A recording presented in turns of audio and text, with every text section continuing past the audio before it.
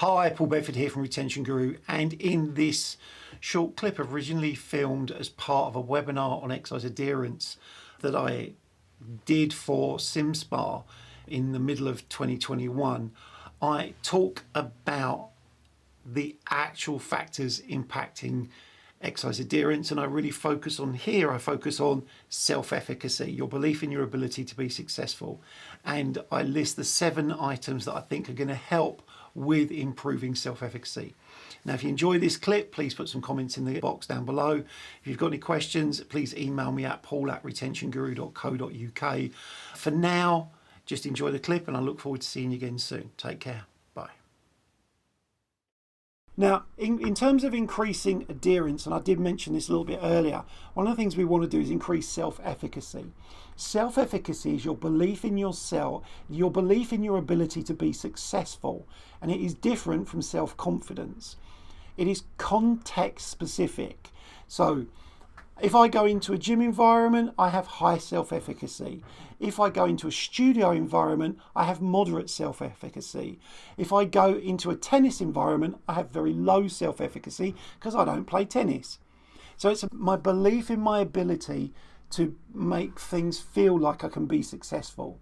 And there are 7 things you can do there. You can make it personally relevant to the individual. They've got to understand why what you're teaching them, what you're showing them is relevant to them. You need to work to reduce the barriers, identify and recognize what they can and can't do in terms of skill level, but you also need to think about it in terms of visit frequency. They may not be able to train 3 times a week, and if they can't, they can't. I would rather have someone train once a week, 52 weeks of the year, than someone who can come 3 times a week for 6 weeks and then quits. So we need to be flexible and identify what the barriers are. There will be days and times when people can't work out. I usually present a calendar to the people that I work with and say, fill that in, show me when you already have commitments, and we'll work around that. So rather than assuming their calendar is empty, I want to see what their calendar looks like. And if you were offering me an exercise program, I can't do it Monday evenings because my daughter's got ballet. I can't do it Wednesday evening because she's boxing. I can't do it Thursday evening because she's got tutor. And I can't do it Friday evening because she's got more boxing. So you'd have to go, okay, those evenings are out, but what about the mornings? So we need to work to reduce barriers. We need to make the exercises easy, enjoyable, but also challenging.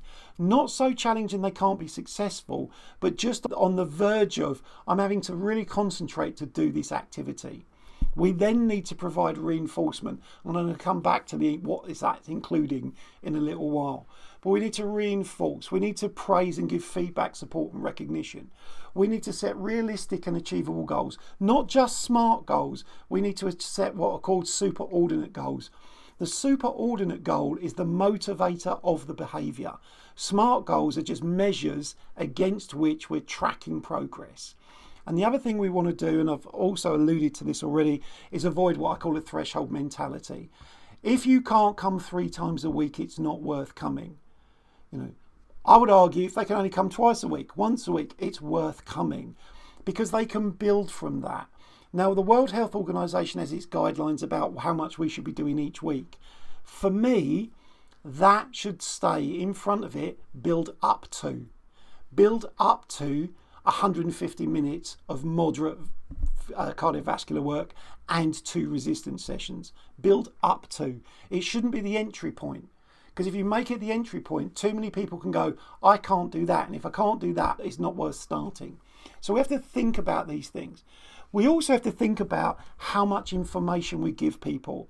I'm conscious of that right now because of the speed at which I'm talking and the number of slides I've got relevant to the amount of time we've got for this session. But what you want to try and do is consider what's called the cognitive load or the cognitive overload, where you give people so much information they can't remember what you said.